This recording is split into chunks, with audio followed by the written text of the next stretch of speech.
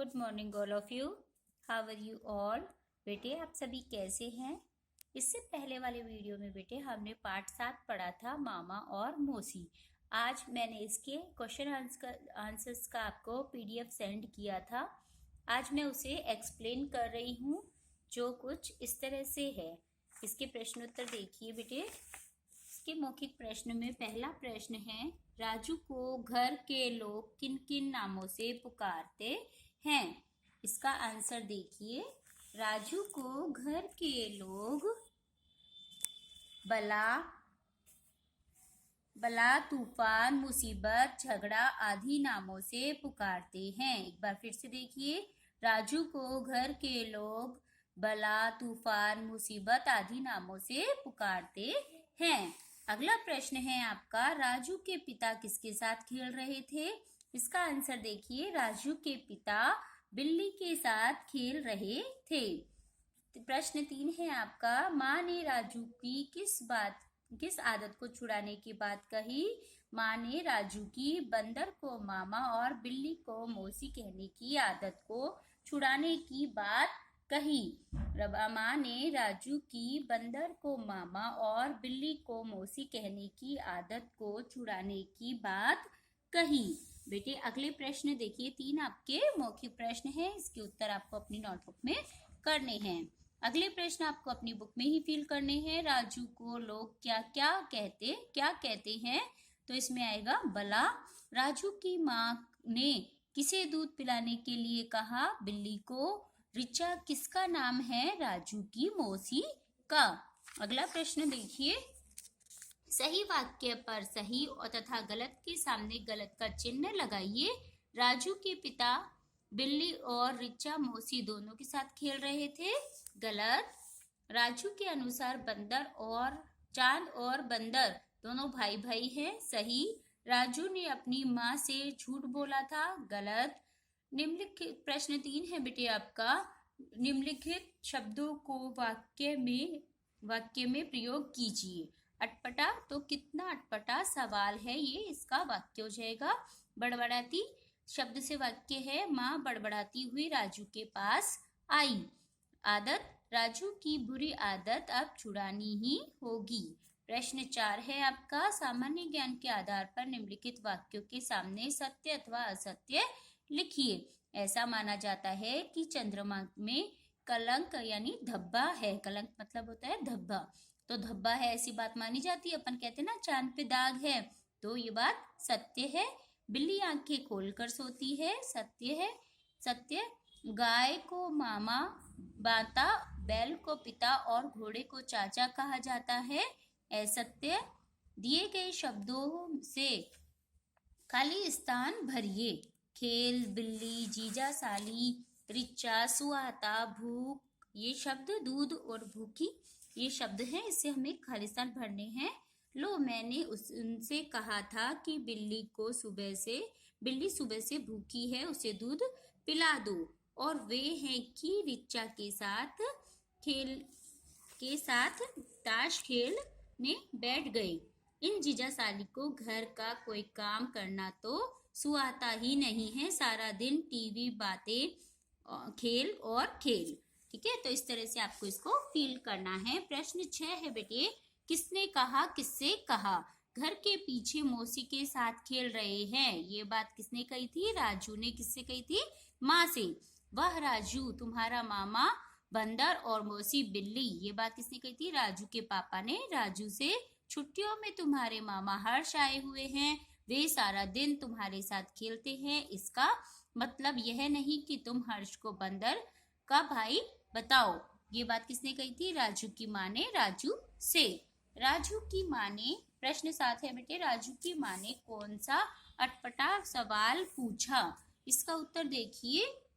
राजू की माँ ने पूछा, बताइए राजू ने माँ से कौन सा अटपटा सवाल पूछा था। तो राजू ने माँ से कौन सा सवाल पूछा था। राजू ने माँ से पूछा, बताइए बंदर का भाई कौन है और उसका नाम क्या है। एक बार फिर से देखिए आंसर। राजू ने माँ से पूछा, बताइए बंदर का भाई कौन है और उसका नाम क्या है। आपका प्रश्न 2 है, राजू की माँ राजू द्वारा बंदर को मामा कहे जाने पर नाराज क्यों हुई? तो इसका आंसर होगा राजू की माँ राजू द्वारा बंदर को मामा कहे जाने पर नाराज इसलिए हुई क्योंकि उसे लगा कि वह अपने मामा हर्ष को बंदर का भाई बता रहा है। तो उसे लगा, क्या लगा कि उसे वो अपने मामा को ही बंदर का भाई बता रहा है।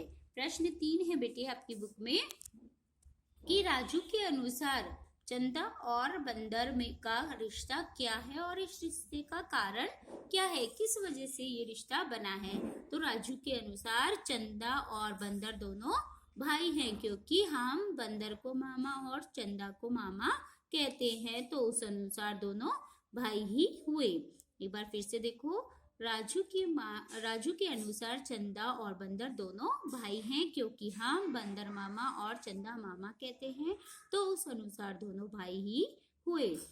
प्रश्न 4 है बेटे आपका, माँ ने राजू को झूठा क्यों कहा? माँ ने द्वारा पूछने पर कि पापा कहाँ हैं, तो राजू ने कहा वह मौसी के साथ खेल रहे हैं, पर उसकी मौसी तो उसकी मौसी वहां न होने के पर राजू ने की माँ ने उसे झूठा बताया। ठीक है, तो ये आपका प्रश्न घ का उत्तर है। इसके अलावा आपके भाषा अध्ययन के प्रश्न है बेटे, उसमें भाषा अध्ययन के प्रश्न में पहला प्रश्न है, आप भी बद शब्दांश जोड़कर शब्द बनाइए।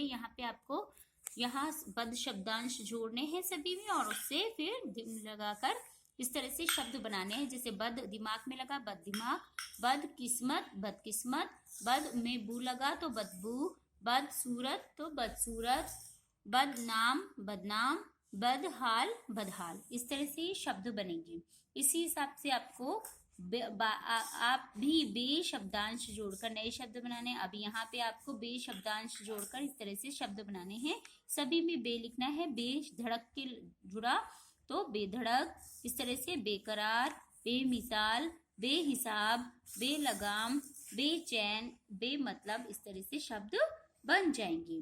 अब प्रश्न 3 में बेटे निम्नलिखित वाक्यों में प्रयुक्त कारकों को रेखांकित करें तथा विभक्ति चिन्हों को भी लिखिए। यहाँ पे आपको जैसे राजू माँ की नाराजगी से न नाराज हुआ और न निराश, तो यहाँ पे की और से में कौन से कारक हैं? कारक के विभक्ति चिन्ह है की और से, और कौन सा कारक है इसमें? संबंध कारक और करण कारक। तो इसी तरह से हमें इन वाक्यों में कारक की विभक्ति को अंडरलाइन करना है और फिर उसमें कौन सा कारक है वो आपको कारक का भेद बताना है। ख में मैंने उनसे कहा था कि बिल्ली भूखी है, तो इसमें से और की शब्द क्या है? कारक के विभक्ति चिन्ह है।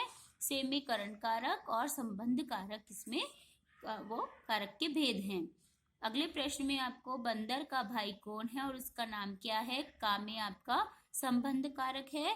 छुट्टियों में तुम्हारे मामा हर्ष आए हुए हैं, में अधिकरण कारक। राजू की इस आदत को छुड़ाना होगा, संबंध कारक और संप्रदान कारक। की और को में मैंने तो बिल्ली को मौसी कहा था, तो को में कर्म कारक।